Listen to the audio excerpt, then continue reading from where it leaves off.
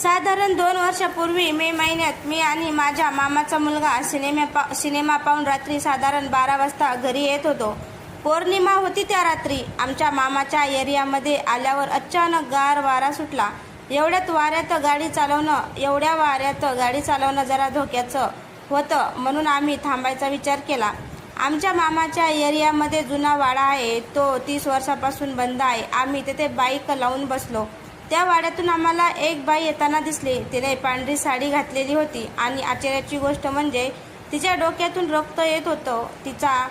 तिच्या डोक्यावर केस नव्हते, ती संपूर्ण टकली होती. तिचा हा अवतार पाहून आमची जरा टरकलीच. ती आमच्याकडे पाहून विचित्र हसली. आम्ही खूप घाबरलो. आम्ही बाईक स्टार्ट केली आणि तिथून पळ काढला. ती आमच्या मागे पळायला लागली. आम्ही आमची पल्सर फुल स्पीडवर पळवली, तरी त्या बाईचा वेग जवळजवळ आमच्या इतकाच होता. आम्ही खूप घाबरलो होतो.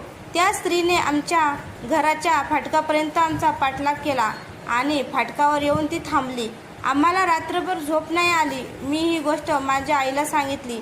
तीही म्हणाली की मीही तिला